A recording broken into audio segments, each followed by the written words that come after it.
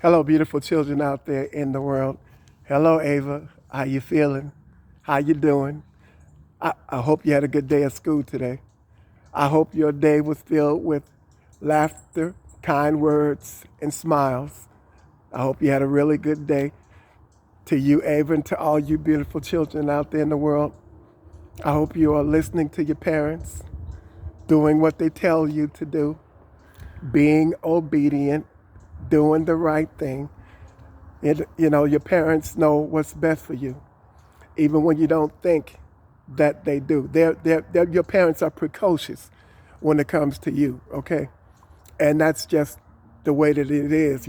They develop those parent techniques, they develop those parent tactics, they develop those parent skills, they develop, you know, the wisdom and knowledge of parents and how parents think, pertaining to you.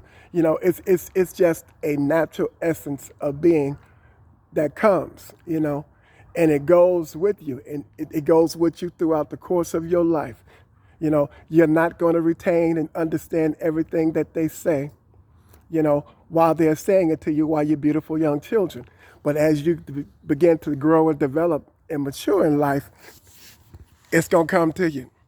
And it's gonna come to you, it's gonna come before you, and it's gonna speak to you, and it's gonna speak for you, and it's gonna speak at you when you need it most. And you're gonna say, you know, I didn't understand what they were saying. And the things that they were saying to me when I was in those tender stages of life. But I understand what they're saying and what they mean now. You see? And that's that's growth. That's development. That's maturity. That's love. You see, love is precocious. You see, that's the beauty and the power of love. You're not going to get it all at once. You're not going to be able to cram all of that wisdom and knowledge that your parents have accumulated in their minds, in their lives, flowing from their souls throughout the course of their lives, reaching those stages and those ages of 40s, 50s, and 60s. You haven't even been here that long.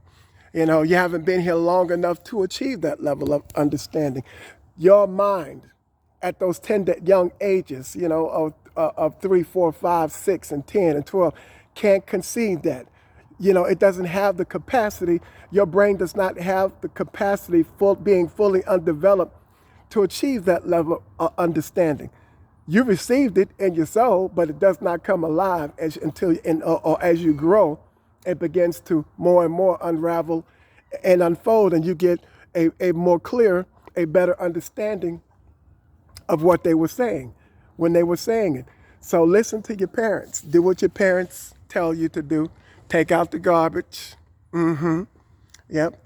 I did it when I was young. Wash the dishes. It's okay to get a little soap on your hands. When it rains, you all like to get out there and play in the water. It's okay to get a little soap on your hands, wash some dishes, sweep the floor, okay? Learn how to make up your beds, help your parents out, So all it's doing is preparing you for the real world. It's just preparing you for when you grow up in life, you can be independent. You can do those things for yourself. Learn how to tie your shoes. There you go, sweep the floor, make up your bed, every now and then. Sing yourself a nice little bedtime story song, while mommy and daddy is reading you a book so that you can prepare to close those beautiful little eyes to prepare for the dawning of a new day, beautiful people. Yes, beautiful people, that's life and that's living, and you know as you go along in life, you'll learn how to do other things as you go along. You'll learn how to fold your clothes. I learned how to fold my clothes. You'll learn how to wash those clothes, and you'll get some joy out of it until you become, a teenager. You're gonna want to be bothered with washing any clothes. So learn to get those experiences now so that as you continue to develop and mature in the numbers in life that will speak to your level of maturity. Don't change when you come to those teenage stages. Don't change and don't allow the peer pressures of meeting new friends, in life.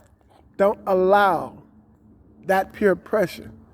Don't allow that, that indirect way of bullying, to change you, and change you in such a way, that when you come home, you treat those people who love you differently, because you want to fit in. Fitting in is not important. Standing alone, is what's even more important. Because when you stand alone, you are in control of yourself. As an old song used to say, if it don't fit, don't force it. Just relax and let it flow. Doesn't mean that's how you want it. It doesn't mean it should be so. Even if you want it that way, or even if you want it to happen a certain way, or even if because you saw someone else do it, a friend or an associate, doesn't mean that because you saw them do it and it looked good while they were doing it or when they were doing it, that it was okay. Everything that looks good, it's just an appearance to be good, but it doesn't mean because they're doing it, it's the right thing to do or that it should be done because they are doing it.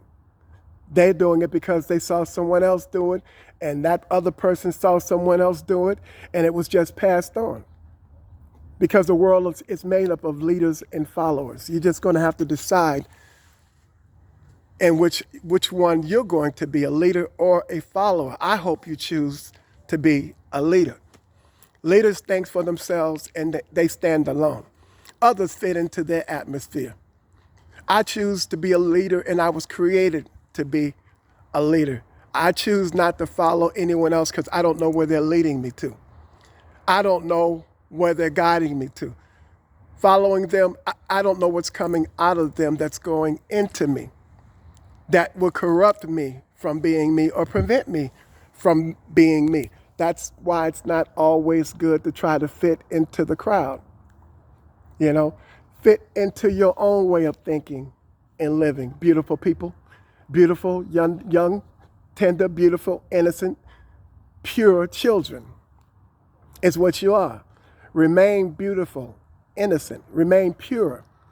Children. See, adults, we lost that state as we begin to grow up in life and become a teenager and become followers and not thinkers of ourselves. We lose that state of child, that innocence, that purity from which you all exist. We lose it. And we need to get that back. We need to go back to that state. That's the originality of who we are. That's our true being. We need to watch you all in that regard so that we can learn from you all, to remind us of who we are and what we lost. Beautiful, innocent, pure, honest children. Beautiful, honest, pure, loving, caring, kind children.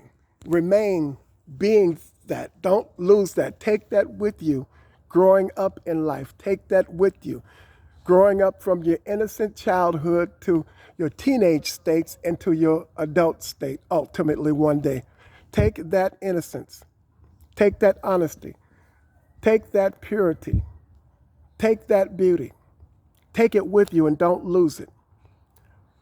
Don't trade it in or don't give it away for nothing. Nothing can take the place of that beauty that you are and that's in you and that comes out of you. I know because I get to experience that beauty every time I see you, beautiful people, in society, and every time I see you in public, in the public places, or at the shopping centers or the grocery stores. I get to experience. I'm graced with that opportunity to be exposed to and to experience that beauty coming out of you. And that's a beauty that will always be. I envy that beauty, but I look forward to being exposed to that beauty and experiencing that beauty because that beauty is second to none. And it just makes me a better person every time I see you beautiful people and as often as I am in your presence. So do what your parents say because they know what's best for you. I love you and have a smiling day.